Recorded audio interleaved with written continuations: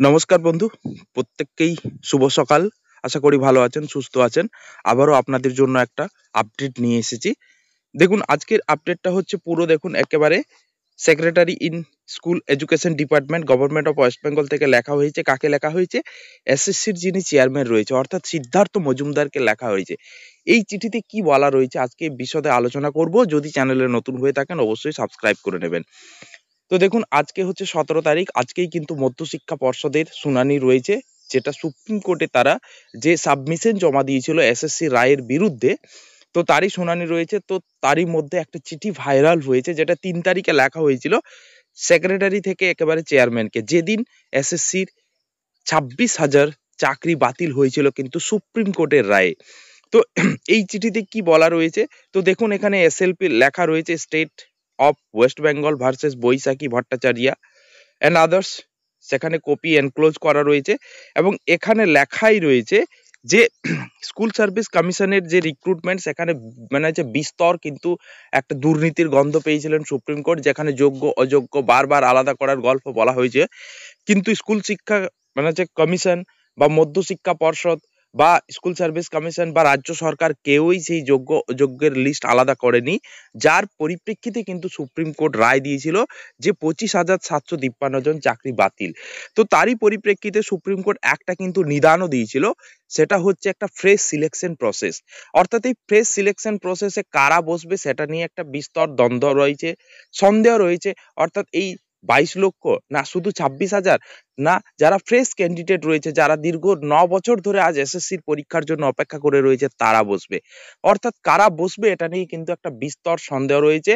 তো এই যে চিঠিতে লেখাই রয়েছে যে step to initiate fresh selection process as per directions of the honourable Supreme Court of India as aforesaid. অর্থাৎ কি, এখানে বলাই রয়েছে যে এফোরসেট যে গল্পটা বলা রয়েছে, যে সুপ্রিম কোর্ট যে ফ্রেশ সিলেকশনের নিদান দিয়েছিল, সেই সিলেকশন প্রসেস যাতে তাড়াতাড়ি শুরু করা হয় এবং সেখানে একটা ভালো স্টেপ নেওয়া হয়। অর্থাৎ সুপ্রিম কোর্ট বলেছে যে এই চাকরি বাতিল, অর্থাৎ এখানে একটা ফ্রেশ সিলেকশন, এখানে কিন্তু যে 26,000 চাকরি বাতিল হয়েছে তারা বসবে না, 22 লক্ষ পরীক্ষার্থী ছিল তারা বসবে না, সমস্ত ক্যান্ডিডেট বসবে, এটা নিয়ে কিন্তু একটা বিস্তর দ্বন্দ্ব রয়েছে। তারই মধ্যে পশ্চিমবঙ্গের মাননীয় মুখ্যমন্ত্রী বারবারই কিন্তু এই চাকরি হারাদের ললিপপ খাওয়াচ্ছেন।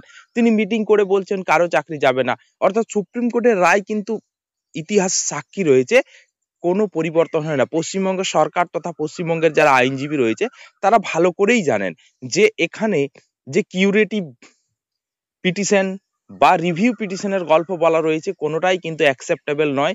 এখানে কিন্তু সুপ্রিম কোর্টের প্রধান বিচারপতি রায়ের বিরুদ্ধে মানে যে রিভিউ পিটিশন, এখানে কিন্তু কোনোটাই অ্যাকসেপ্টেবল নয়।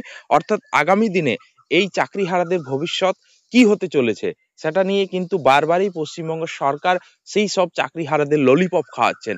তো যাই হোক, আমি একটা বলবো যে যেসব ক্যান্ডিডেট যারা 2000 মানে হচ্ছে এই যে 26,000 শিক্ষক নিয়োগ বা শিক্ষক অশিক্ষক কর্মচারী চাকরি বাতিলের দ্বারা প্রভাবিত হয়েছেন, তারা বুকে পাথর চেপে পড়াশোনাটা শুরু করে দিন। কারণ আগামী দিনে সুপ্রিম কোর্টের রায় কিন্তু 99.99% অপরিবর্তিত, অর্থাৎ কোনো পরিবর্তনের সুযোগ থাকে না বা নেই। তো যারা নতুন ক্যান্ডিডেট রয়েছে বা যারা 22 লক্ষ ক্যান্ডিডেটের মধ্যে রয়েছেন, তারা অবশ্যই পড়াশোনা শুরু করে দাও।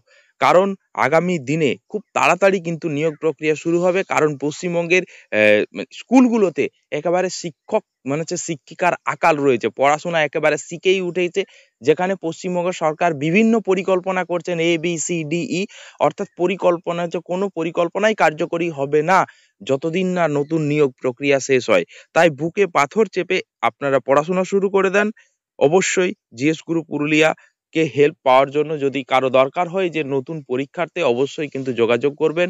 আমাদের যে ডেসক্রিপশন বক্সে নাম্বার দেওয়া রয়েছে সেই নাম্বারে অবশ্যই কিন্তু আপনারা সাহায্য পাবেন। তো যাই হোক, যদি এ ধরনের নিত্য নতুন আপডেট পেতে চান অবশ্যই জিএস গুরু পুরুলিয়া ইউটিউব চ্যানেলকে সাবস্ক্রাইব করে নেবেন। আর যদি ভিডিও ভালো লেগে থাকে লাইক করবেন, শেয়ার করবেন, কমেন্ট করবেন।